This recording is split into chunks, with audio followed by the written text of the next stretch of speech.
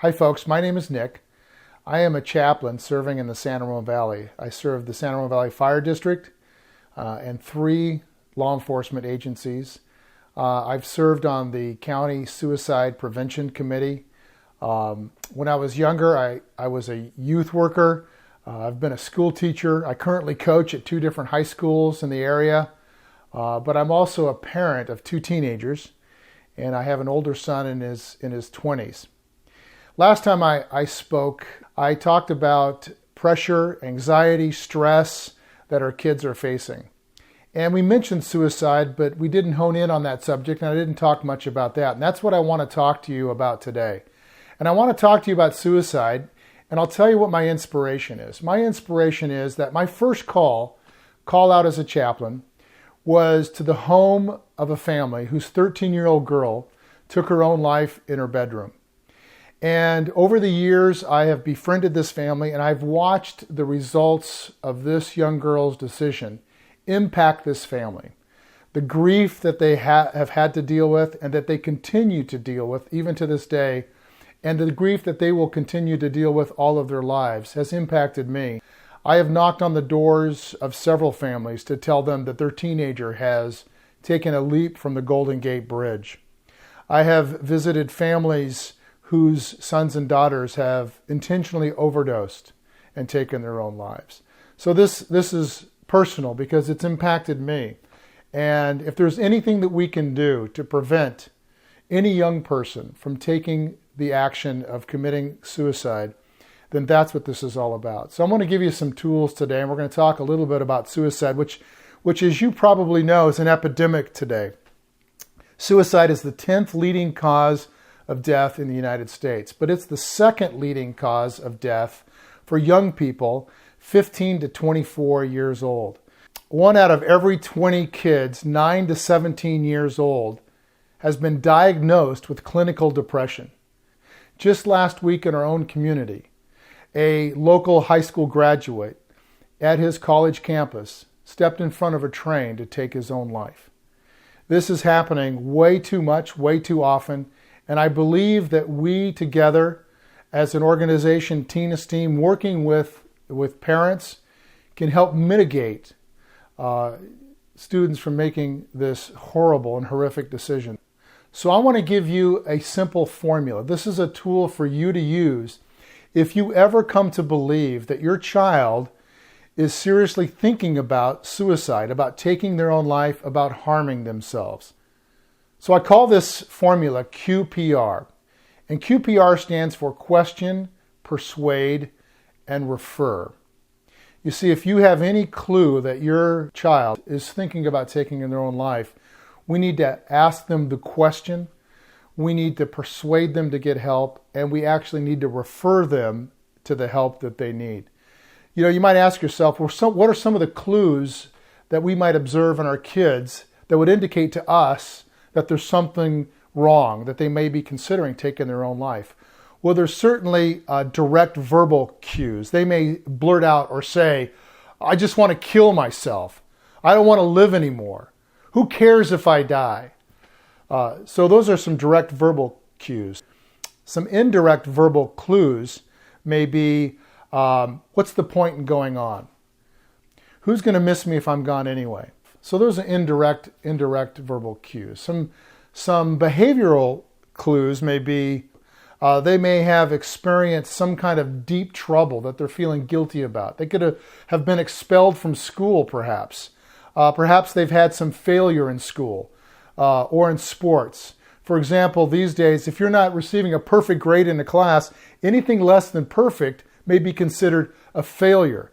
And kids will actually begin to think about what's the point in going on and so forth. There may have been a recent unwanted move that kids are rebelling against or feeling bad, they're missing their friends. There could have been a relationship breakup, say between a boyfriend and a girlfriend for some of the older kids. There could have been a tremendous loss in a family. Perhaps a child has lost a parent or a sibling or a close friend, especially if it's related to suicide. Those are clues in a child's life you need to be aware of. Probably the most significant clue is the clue when something terrible has happened between peers. and your child has been hurt, has been wounded, has been embarrassed by their peers or by a peer group. And we see that has happened in recent years in social media, where some picture has been published or something's been said, or there's been a relentless pursuit of a child. There's been bullying in social media, and kids have been deeply hurt to the point of wanting to take their own lives. So if any of those clues are there, you want to ask the question. And I'll tell you this too, if none of those clues seem to be readily apparent, but in your gut you have a sense that something is terribly wrong, ask the question. You don't want to ask them in such a way, with even the tone of voice, such as, "You're not thinking about killing yourself, are you?" Because they're going to tell you no. So you need to sincerely inquire and ask them the question. That's the most important thing. And let me tell you this: a lot of times people think that if you bring up the subject, that's going to increase the likelihood of them acting out on the thoughts of suicide. But the reality is, and research has shown, that asking the question alleviates the anxiety that anybody would feel when they're seriously considering suicide. So when you ask the question, it actually releases some of that tension, that anxiety, and it helps. So you have to ask the question in some form, in some fashion. And if they indicate to you that they are seriously thinking about taking their own life, they don't want to go on anymore, what's the point in living? If they indicate that to you, then you need to persuade them to get the help that they need. So the P is persuasion. You need to persuade them, and you can continue to ask them a question. Are you willing to go with me to get the help that you need?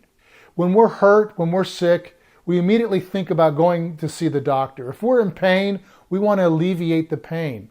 So we go see the doctor. And a good doctor has resources to give you, whether it's medication, whether it's just a regimen of exercise, therapy, to get you back in shape so you can heal and you're not experiencing pain. Well, the same thing.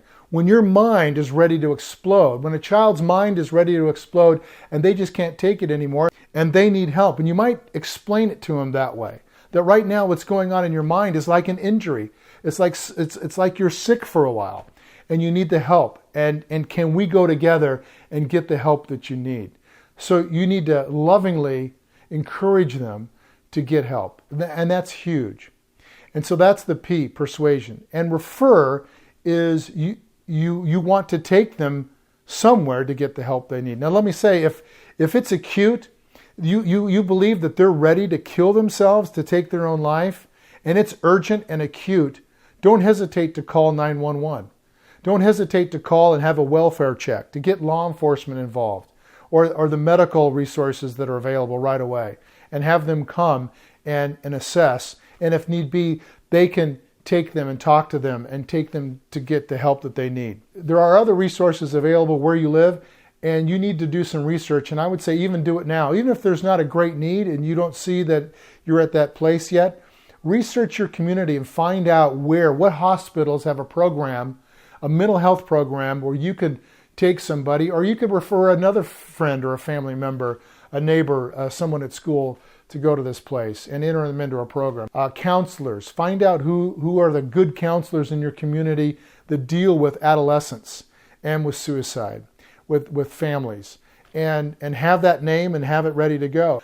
You can also, we have a great resource in our county, but you can call 1-800-273-TALK.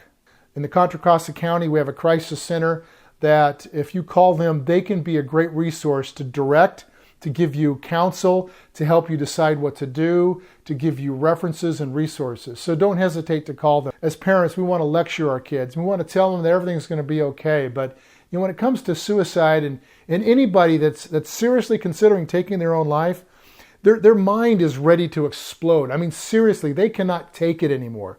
That's how they feel. And it's not a quick fix. And there's no easy words to say, everything's going to be okay, because they don't feel that way. They don't believe that everything's ever going to be okay. And that's why they're willing to take their own life, because they just don't see any hope. They don't envision a future. And so one of the things that I encourage parents is, even if you don't have all the words, stay close. Stay close to your kids. Be in the same proximity. You're in the same home. Be close to them and be affirming them. Be telling them how much you love them. There is a power and presence that we underestimate as parents when our kids know that we love them, even if they're pushing away a little bit. But your presence as a loving parent has power. So stay close, be close. Don't let them push you away, and don't walk away. Stay close. I can't tell parents that enough, as to stay close to their kids. So I want to leave you with one little practical tool that I've used with my kids. Somebody turned me on to this years ago. It's really simple and really easy. I have a tape measure right here. So if you have a tape measure, think of this as a tool that you're going to use at some point just to help give your kids some perspective of their lives. I want to show you this. So I'm going to invite one of my friends up, Andrew. He's going to come up and just hold the other end of the tape. So this is a real simple tool that you can use with any of your kids. I use this with my kids in the past. So I've come in and let's say my friend Andrew here is one of my kids. I would say, Andrew, I don't know what's going on in your life, or you may know what's going on in their life, and say, look, there is a hope and there is a future. So you pull out a tape and you say, Andrew, grab the end of that tape. Put your other finger at the point that shows your age. So you're 15 years old, let's say. There's where you're at right now. That's how much living you've had so far in your life, 1 to 15. But you know, the average lifespan of a human being is anywhere from 70 to 80 years old. It's going to go off the screen even. That's how long that you're probably going to live. So you have all this room, all this space and time to work out whatever's going on down here. So if you're feeling like you can't go on, this is how much you have left to go on. Things can work out right here. You have all this time to live, to love, to live life, to make decisions, make choices, to recover from bad decisions. You have all this time. But decisions you make here can impact the rest of your life. So I would say to my son or my daughter, I would say, look, you got plenty of time to work it out. So don't let what's bothering you today impact the rest of your life. See that you've got room. Take a deep breath and realize you have time and space to work this out. So I hope this has been helpful to you parents and that you have found this to be a valuable resource. And we wish you the best in your parenting. It is not easy, but we hope this has been helpful. Thank you.